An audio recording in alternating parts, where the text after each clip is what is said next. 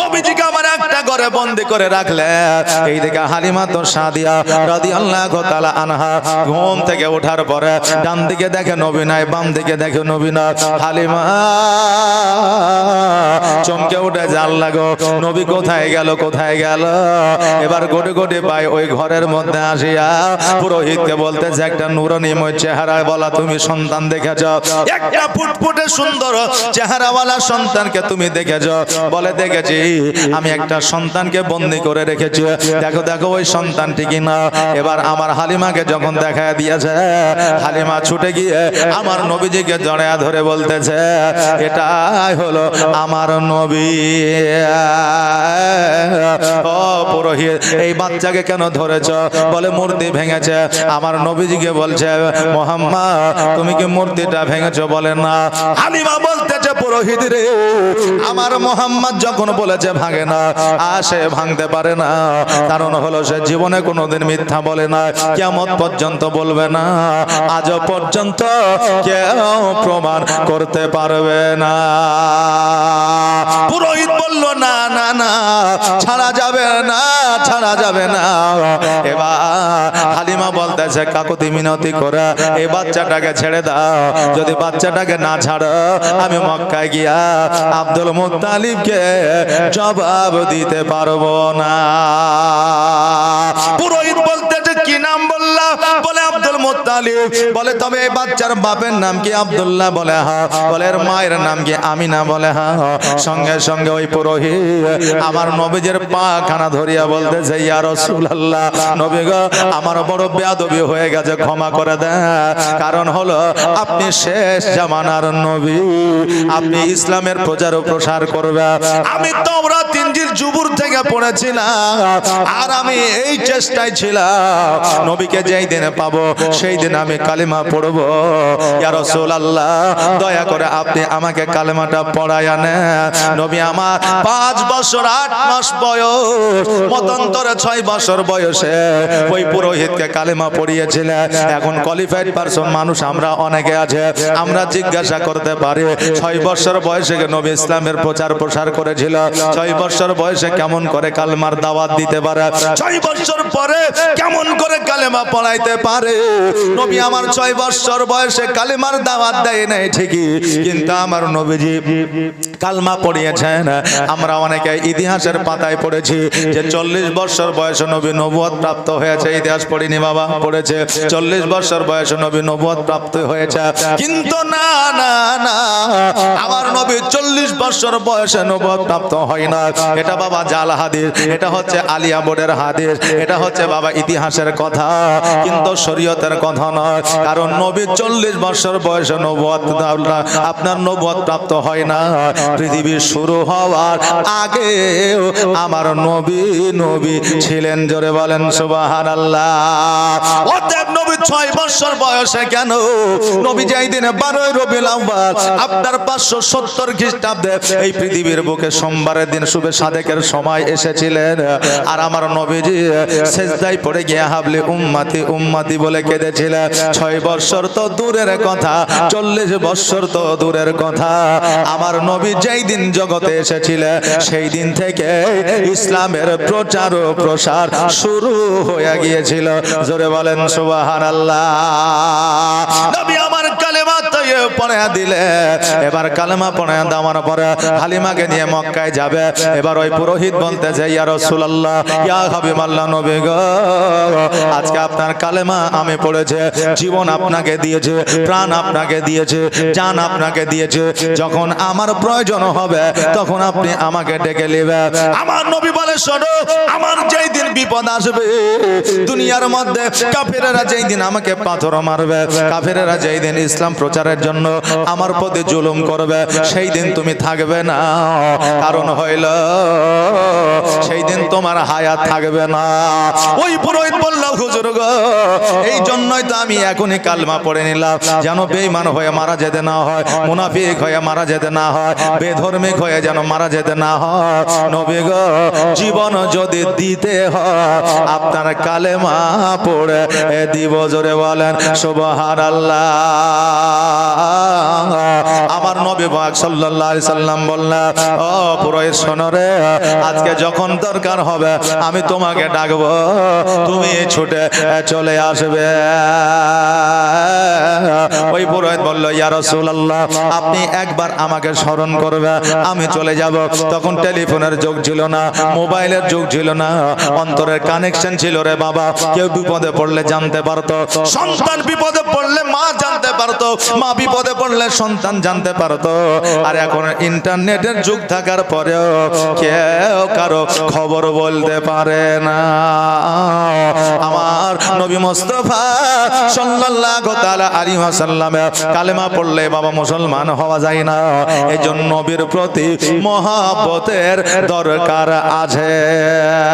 আর জীবন যদি দিতে হয় নবীকে দিও, প্রাণ যদি দিতে হয় নবীকে দিও। নবী তরানে वाला, নবী বাঁচানে वाला, নবী তরানে वाला, নবী বাঁচানে वाला। আর প্রাণের চেয়ে প্রিয় তাই, প্রাণের চেয়ে প্রিয় তাই নবীকে চিনো না। ভালো যদি বাঁচতে হয় আমার নবীকে বাসো। আর সাকারাতের বিছানাতে কি যে যন্ত্রণা, সাত সাগরের পানি দিলেও তৃষ্ণা মিটে না। জোরে বলেন না সুবহানাল্লাহ। আর সাকারাতের বিছানাতে কি যে যন্ত্রণা, আর সাত সাগরের পানি দিলেও তৃষ্ণা মিটে না। আর কাউসারের পানি দেবেন, কাউসারের পানি দেবেন শাহে মদিনা। ভালো যদি বাঁচতে হয় আমার নবীকে বাসো। আয় হায় জান যদি দিতে হয় আমার নবীকে দিও। আল্লাহুম্মা সাল্লাল্লাহু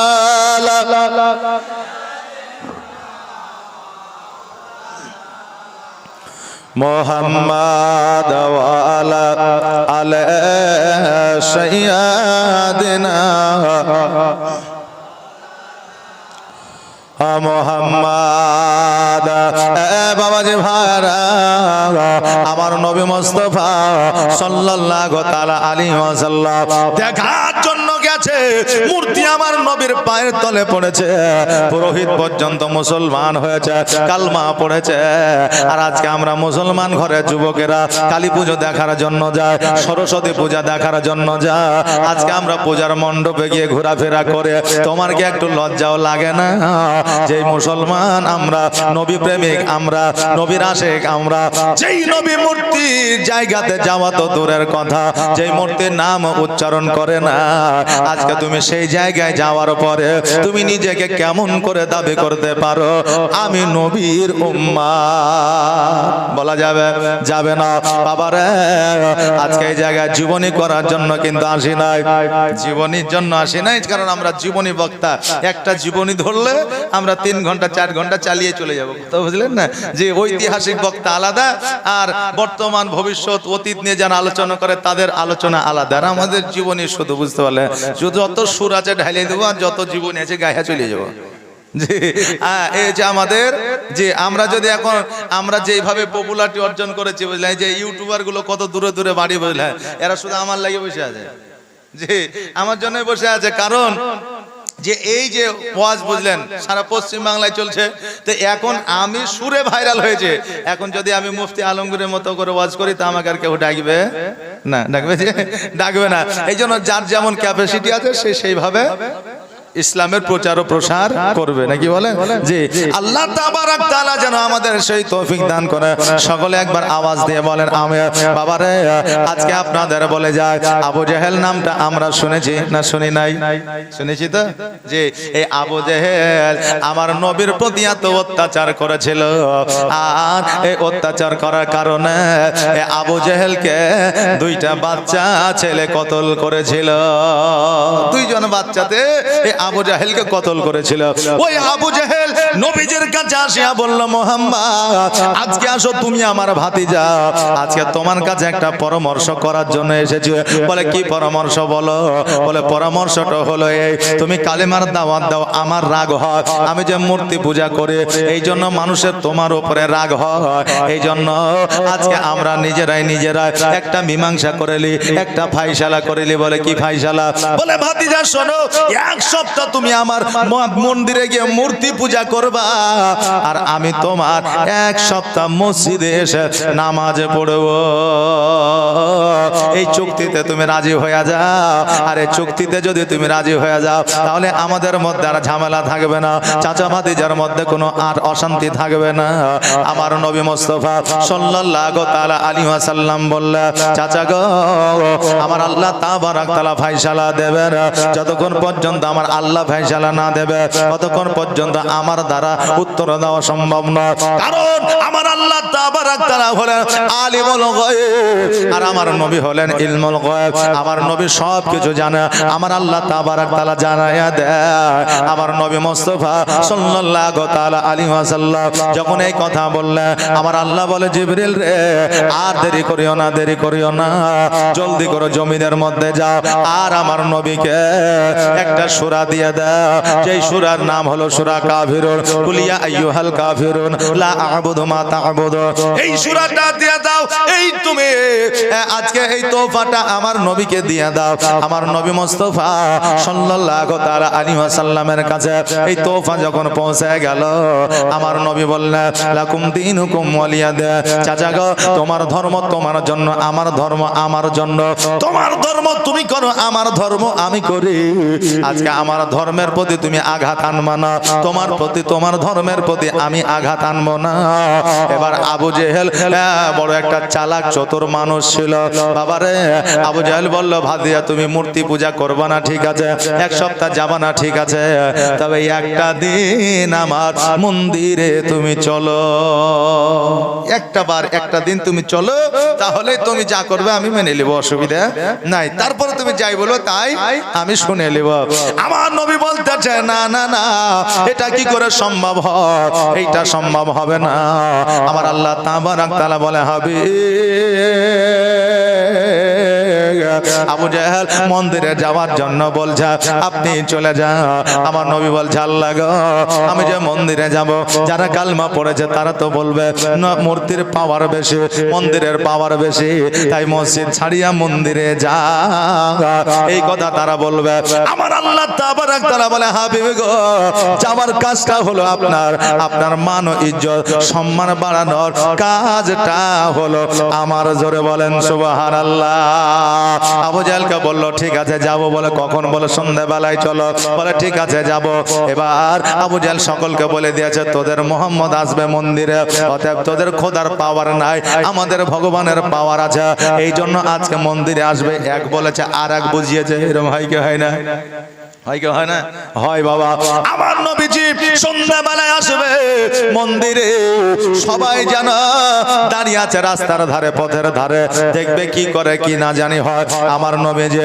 যেমনই মন্দিরে পা দেবে অমনি মন্দির ওপর হয়ে আপনার যেন নবীজির পায়ের তলে পড়েছে আর যত মূর্তি পূজা ছিল সবাই যেন কালেমা পড়তে আছে জোরে বলে সুবহানাল্লাহ এই যে অলৌকিক একটা দৃশ্য দেখিয়া ওই জায়গায় যত পুরোহিত ছিল আবু জাহেলে বাদ দিয়া সবাই আমার নবীর কলমা পড়েছিল লা ইলাহা ইল্লাল্লাহ। সবাই বলেন নেকি হবে লা ইলাহা ইল্লাল্লাহ, বলো লা ইলাহা ইল্লাল্লাহ, বলো লা ইলাহা ইল্লাল্লাহ, বলো লা ইলাহা ইল্লাল্লাহ। আওয়াজে লা ইলাহা ইল্লাল্লাহ। সবার এ স্বার্থ আছে নেকি আছে, সবাই বলে লা ইলাহা ইল্লাল্লাহ, বলো লা ইলাহা ইল্লাল্লাহ। নবী গো তোমার মতো এত ভালো, তোমার মতো এত ভালো কেউ তো আমায় বাসে না, তাই তো নবী আমি তোমার দিওয়ানা, তাই তো রাসূল আমি তোমার দিওয়ানা। ও কি শুনেছি কিতাবের লেখা,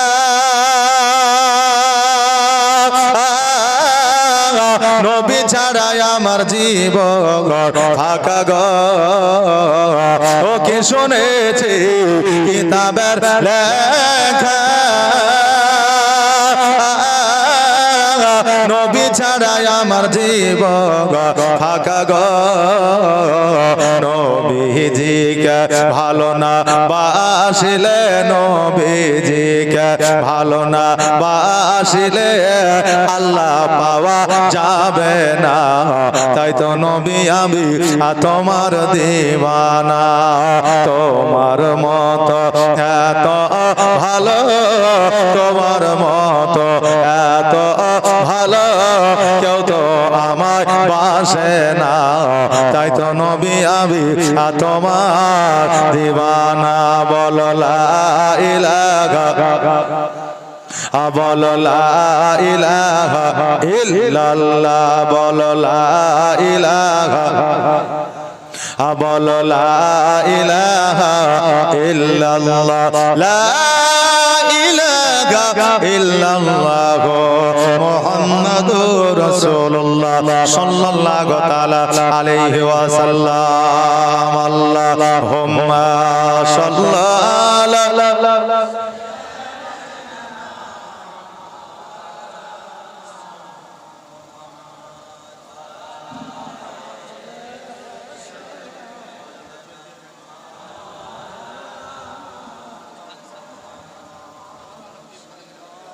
সাল্লাল্লাহু আলা মুহাম্মাদিন, সাল্লাল্লাহু আলা মুহাম্মাদ গরদম জবা সে নিকালো পাক নামে মুহাম্মাদ গরদম জবা সে নিকালো শফিয়ানা মুহাম্মাদ। বাবাজি ভাইরা আমার মায়েরা, যুবক সমাজে যুবক বৃন্দরা আজকে এই নবী মূর্তি পূজাকে বয়কট করেছে। আজকে আমরা সেই মন্দিরে সেই পূজায় আমরা যাব না, আমরা জানো সেই দিক থেকে বেঁচে থাকি। আমরা যাব যাব কে কে যাবেন হাত তোলেন তো, এরা দুজনে যাবে। জি সুবহানাল্লাহ। হ্যাঁ হয়তো ওরা ভুল করে হাত তুলে দিয়েছে, এটা হয়। জি সুবহানাল্লাহ, জাযাকাল্লাহ। আমরা কেউ কোনোদিন মূর্তি পূজা দেখার জন্য যাব না, কারণ যেইটা আমার রাসূলুল্লাহ বয়কট করেছে সেটা আমরাও বয়কট করব। সুবহানাল্লাহ, জাযাকাল্লাহ, মাশাআল্লাহ। যেই ভালো আমার নবী, যেই ভালোবাসা আমার নবীকে দিয়েছেন, সেই ভালোবাসা আমাদেরকেও দিতে হবে। কারণ আমার নবী 63 বছর জীবন যাপন করেছে পৃথিবীতে। কোন কোনদিন মায়ের জন্য, বাপের জন্য, জমির জন্য, জায়গার জন্য কাফেররা অত্যাচার করেছে বলে এই কাফেরের অত্যাচারে আমার নবীজি কান্না করে নাই। নবী আমার 63 বছর কান্না করেছে শুধুমাত্র উম্মাত উম্মতির জন্য। জোরে বলেন সুবহানাল্লাহ। এই উম্মাত উম্মতির জন্য কেঁদেছেন, আল্লাহ তুমি আমার উম্মাত উম্মতিকে জান্নাতবাসী করে দাও। কিয়ামতের দিন আমার নবী কাঁদবেন, আল্লাহ তাবারক তাআলা প্রত্যেকটা বান্দাকে একটা করে উপহার দেবে। হাফেজকে দেবে, কারীকে দেবে, আলেমকে দেবে, ওলামাকে দেবে, মাস্টারকে দেবে, ডাক্তারকে দেবে, প্রত্যেকে একটা করে উপহার দিবে।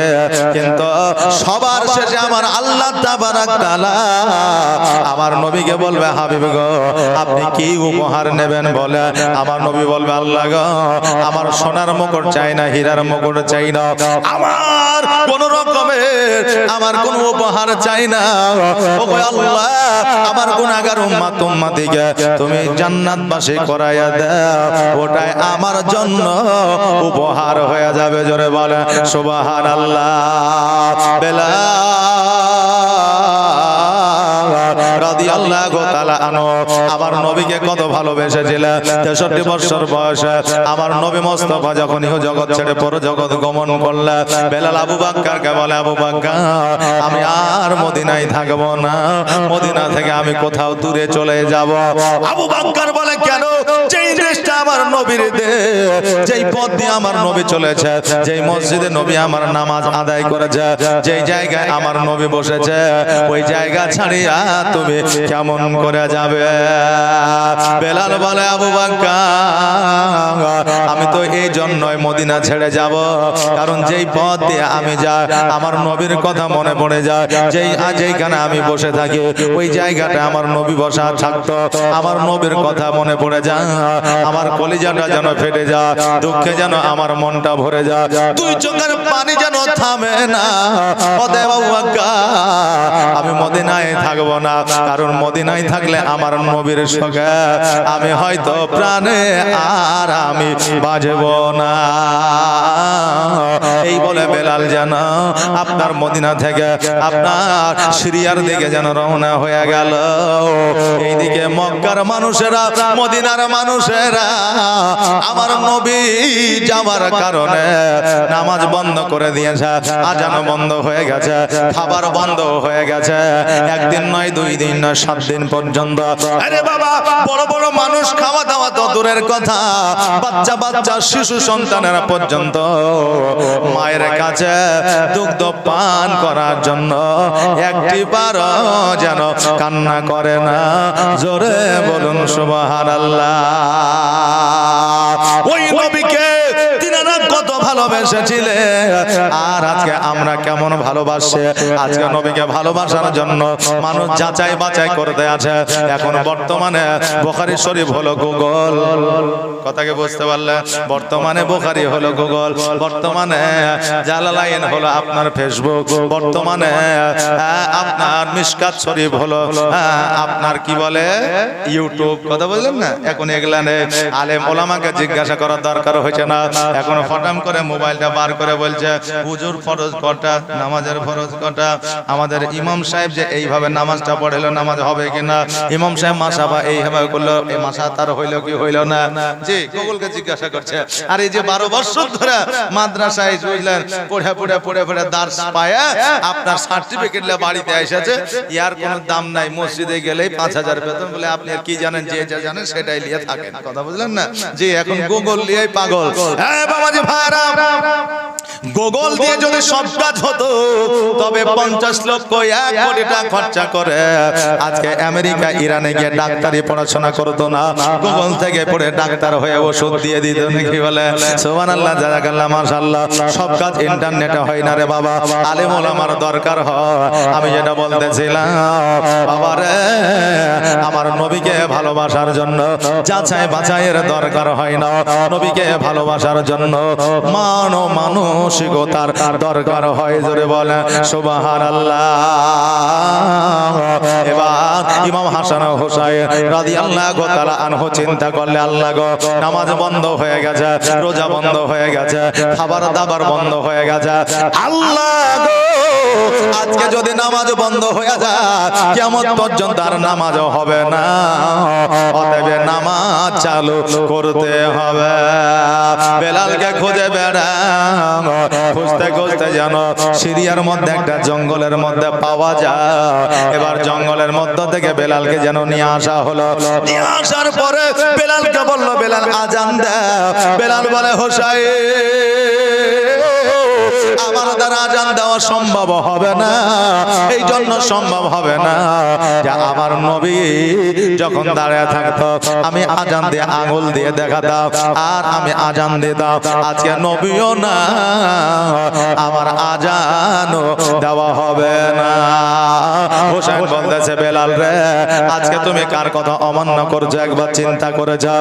যেই না না আমার নবী বলে গিয়েছে যারা ইমাম হোসেনকে মানলো তারা যেন আমাকে মানলো, যারা ইমাম হোসেনকে ভালোবাসলো তারা যেন আমাকে ভালোবাসলো। আজকে যারা ইমাম হোসেনের কথা অমান্য করলো তারা যেন আমার কথা অমান্য করলো। আজকে তুমি আমার কথা অমান্য করতেছ, তুমি কি জানো না? জানো না আমার নবীর যত চুম্বন আমি হোসাইন আমি পেয়েছি। জোরে বলে সুবহানাল্লাহ। বেলাল বলে হোসাইন আমি সব জানি সবই বুঝে, কিন্তু আজানকে আমি দিতে পারবো। আমার হোসেন বলল প্রয়োজনে যদি তোমার জীবনও চলে যায় তবুও তোমাকে আজকে আজান দিতে হবে। যতক্ষণ পর্যন্ত আজান না হবে ততক্ষণ পর্যন্ত কেউ মসজিদে আসবে না। বেলাল মিম্বারের উপরে উঠে গেল আর দুই চোখের পানি ছেড়ে দিয়ে যেন একবার এদিকে দেখে ওদিকে দেখে, কিন্তু বেলালের জবান থেকে যেন আজান বের হয় না। হোসেন বলল বেলাল আজকে তুমি চুপ করে কি ব্যাপার এই দিকে ওই দিকে দেখো, আজানটা তুমি জলদি করে দাও, কেননা ওয়াক্তটা তো পার হয়ে যাবে। যেমন এই কথা বলেছে বেলাল যেন শুরু করেছে আল্লাহু আকবার আল্লাহু আকবার আল্লাহু আকবার আল্লাহু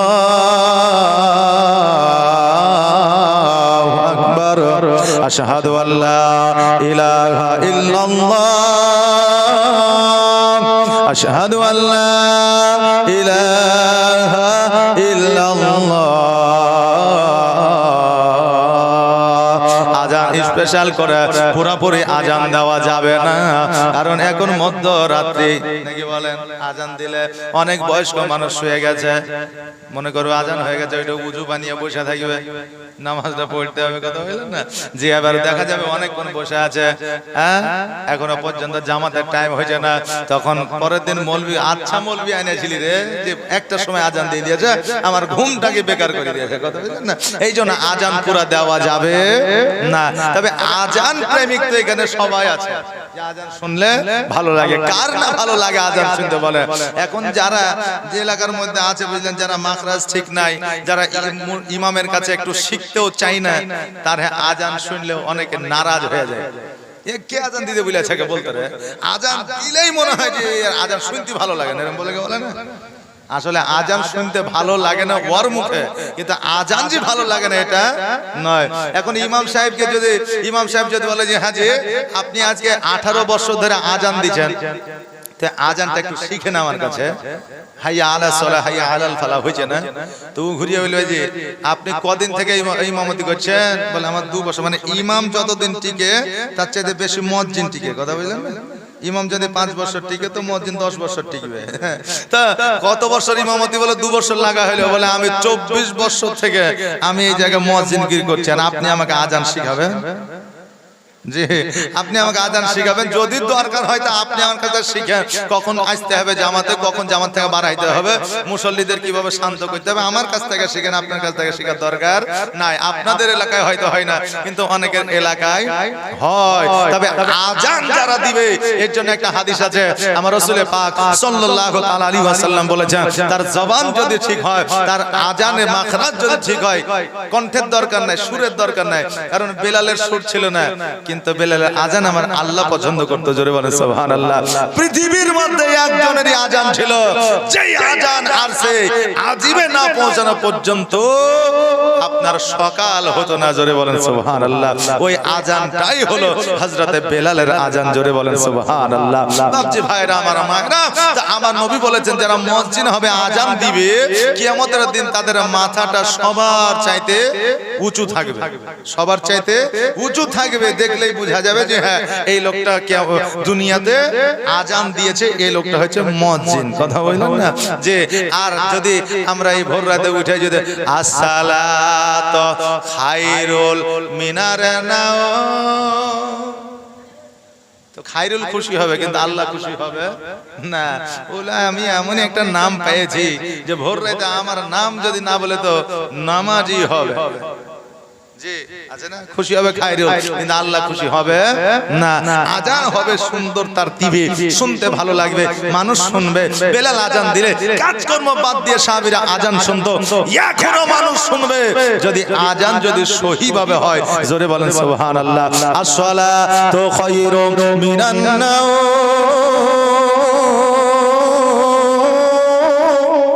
আসসালাতু খায়রুম মিনান নাওম।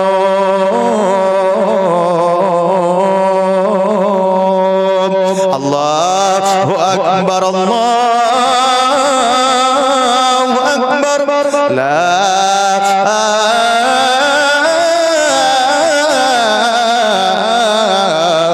ইলাহা ইল্লাল্লাহ। এরকম মুয়াজ্জিন যদি 15,000 টাকা বেতন দিয়ে রাখা হয় তা আজান শুনবে কি শুনবে না? জি শুনবে। তবে আজানের জন্য মাখরাজ আমাদের ইমামদের কাছ থেকে জেনে নেওয়া